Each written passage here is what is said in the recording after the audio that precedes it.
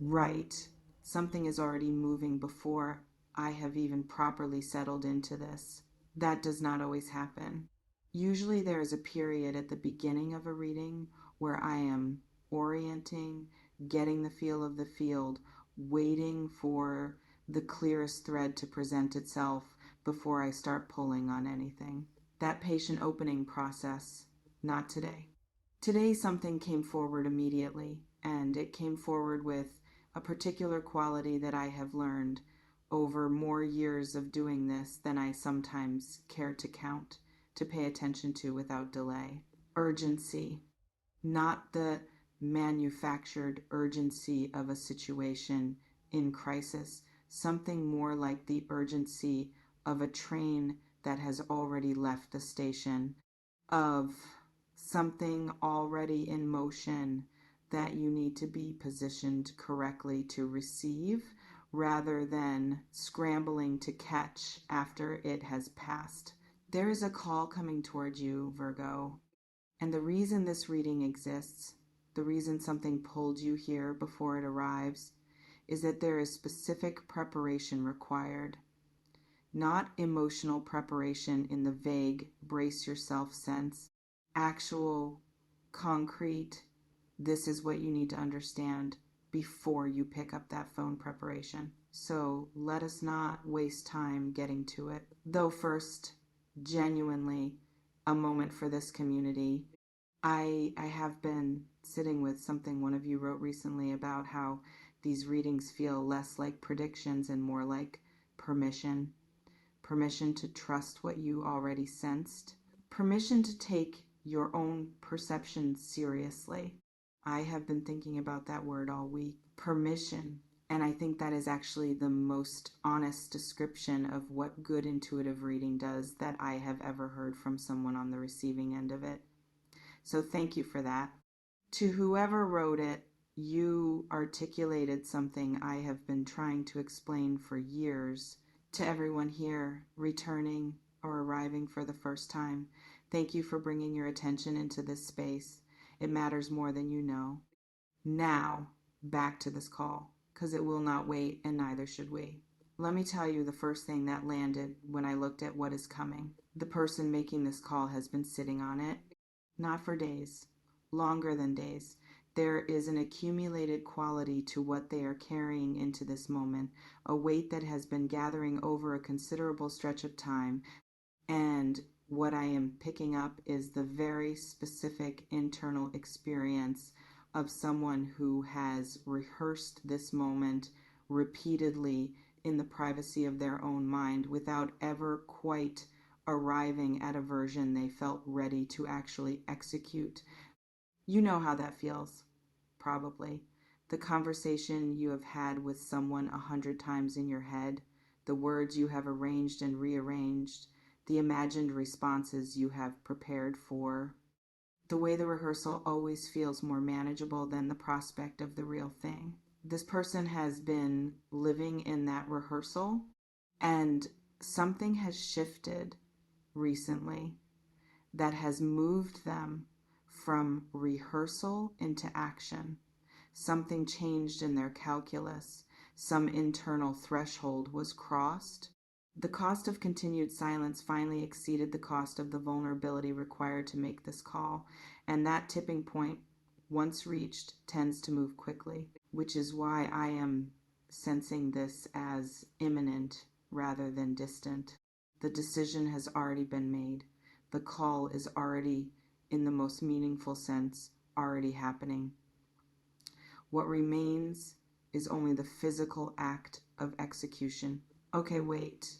Something is complicating the picture, and I want to address it before I continue, because ignoring it would give you an incomplete reading, and I would rather give you a difficult, complete one than a comfortable, partial one.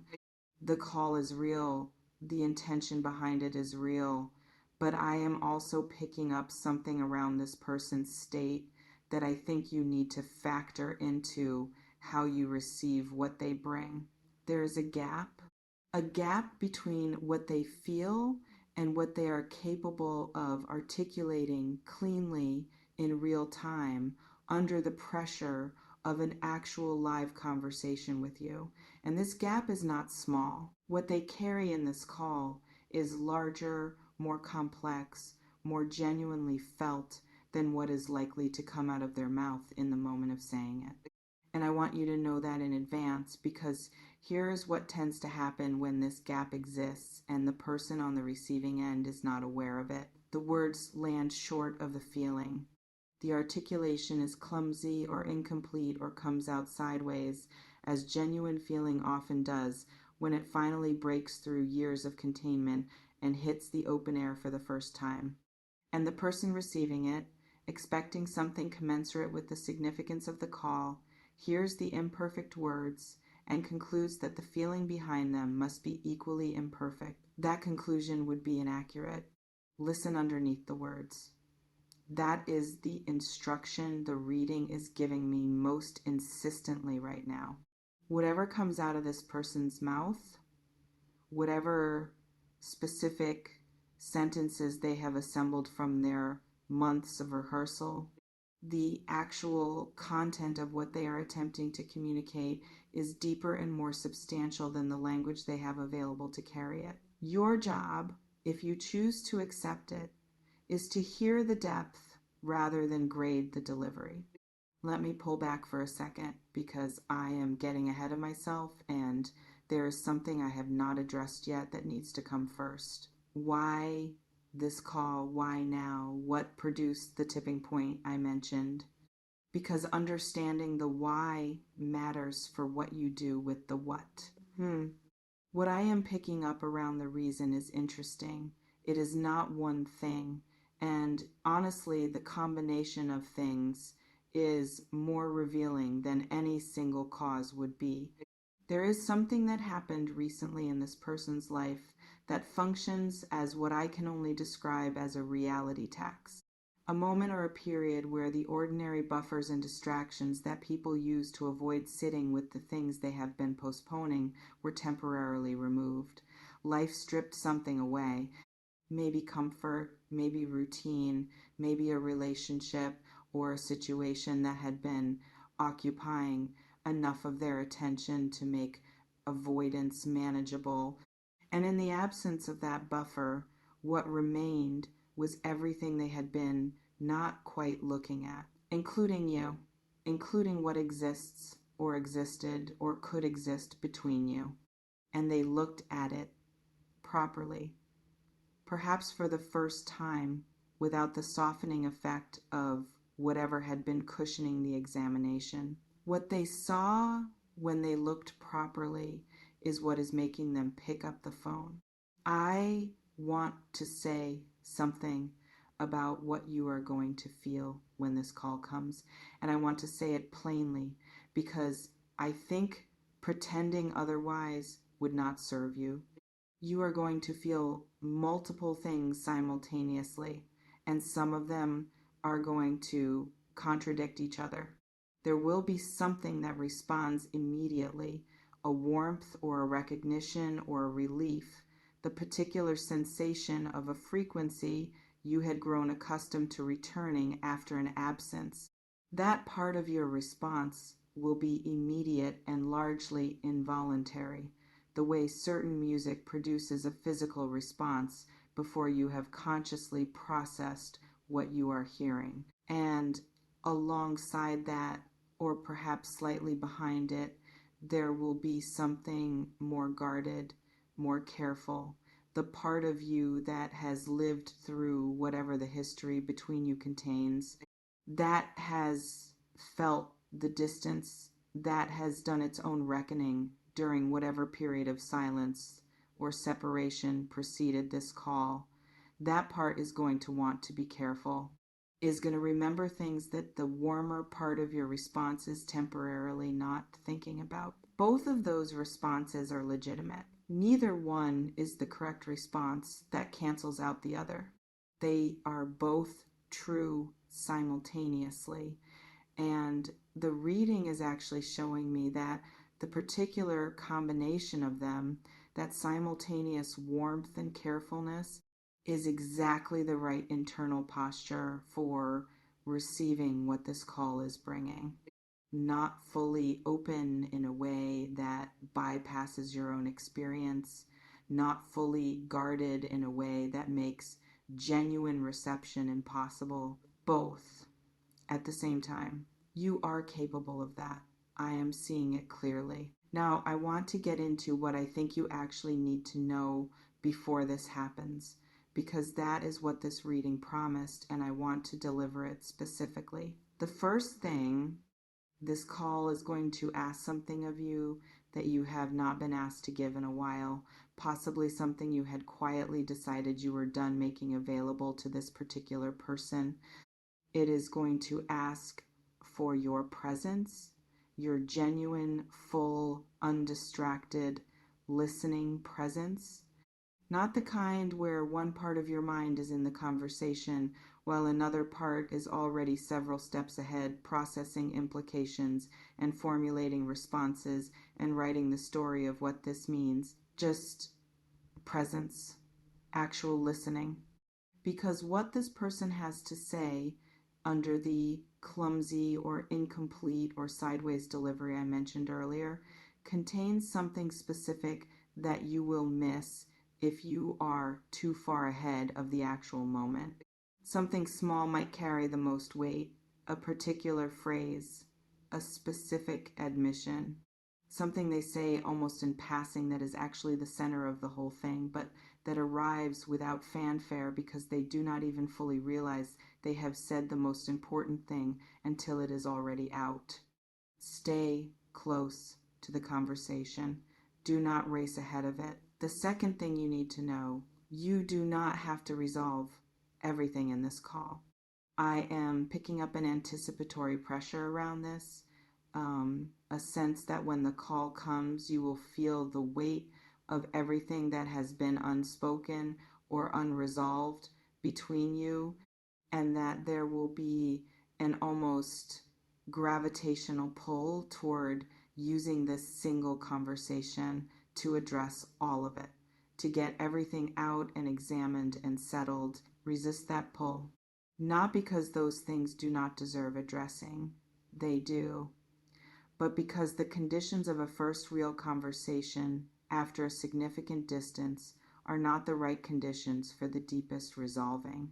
People say things under the pressure of emotional re-entry that they do not fully mean, or that they mean in the moment, but that are not the considered position they would arrive at with more time. And those premature words can complicate things in ways that take longer to untangle than the original silence. Let this call be what it is.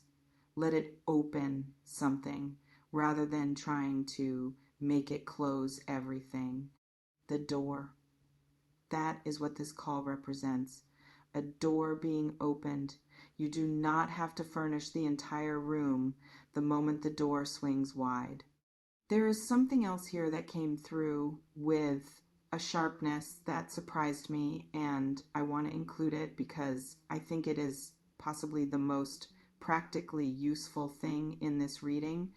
Before this call arrives, there is something you need to get clear about inside yourself, not about them, not about the history or the future or what you would accept or what you have decided you are done with. Those things matter and they will have their moment. But before any of that, there is a more foundational question. What do you actually want? And I ask that with the full recognition that it sounds simpler than it is, because what you want might have layers to it. What you want right now in this moment of distance and uncertainty might be different from what you want in the abstract, from what you have told yourself you want, from what you would say you want if someone asked you in a social context where a certain amount of performance shapes the answer. I am asking about the private version, the one that does not have an audience, the one that lives in the honest, unglamorous interior of your actual feeling about this person and this connection. Get as clear as you can about that before the call comes. Not because you need to have a fully formed position ready to deliver, but because the call is going to move quickly emotionally, and the clearer you are with yourself going in, the less likely you are to be moved entirely by the momentum of the other person's feeling at the expense of your own. Your wanting matters here. Do not let the fact that they are calling, that they are reaching, that they are finally bringing what you may have waited for, eclipse the fact that you also have a perspective on this that deserves to be present in the conversation. Something is coming through now about the aftermath of this call, and I want to include it because I think the after matters as much as the during. However this call goes, whatever it contains, whatever is said, and whatever is left unsaid, something is going to be different in you after it. Not transformed in some sweeping sense, different in the specific way of something that has been genuinely engaged with rather than merely endured. Even difficult conversations, even incomplete ones, even the ones that raise more questions than they answer, do something to the interior of a person that passivity and waiting cannot. They make you more real to yourself because you have to be present, actual, responsive, rather than the imagined version of yourself that lives in rehearsed scenarios. And in that realness, in that specific aliveness of genuine contact, something clarifies about what you need and what you are willing to move toward and what you are not. That clarification is valuable regardless of what the call contains. Trust it when it comes, even if what becomes clear is not what you expected to become clear. Let me tell you the last thing, the thing I have been circling the whole reading without quite landing on directly. This call is not just about this person reaching you. It is about you being reachable. And I make that distinction carefully because they are not the same thing. Being contacted and being genuinely reachable are different states. You can receive a call while remaining fundamentally closed to what it carries. Politely, even warmly, but closed. Already decided, already positioned in a way that makes genuine reception impossible before the first word is spoken. And you can also be reachable, present in the real sense, willing to be surprised by your own response, willing to let what is actually said land before you decide what it means, willing to discover in real time what this conversation is rather than confirming in advance what you have already decided it will be. The reading is strongly, clearly, almost insistently pointing toward the second, not as advice about what to decide or which direction to move in, but as an observation about what kind of conversation is possible when both people are actually present in it versus when one or both are performing a position. The call is coming, Virgo, and it has the potential to be genuinely significant rather than simply another exchange in a complicated history. But that potential is only available if you are there to meet it. Really there, not the version of you that has already decided what this is. The version that is willing to find out, that version is who this call is calling for. And from everything I can see in this reading, that version is ready. Even if it does not quite feel that way yet, tell me in the comments if you know exactly which call this is about.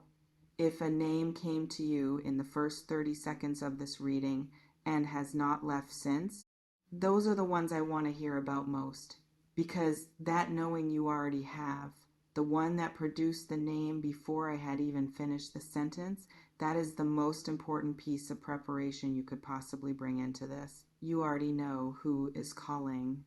Now you know how to receive it. Until next time, Virgo, pick up.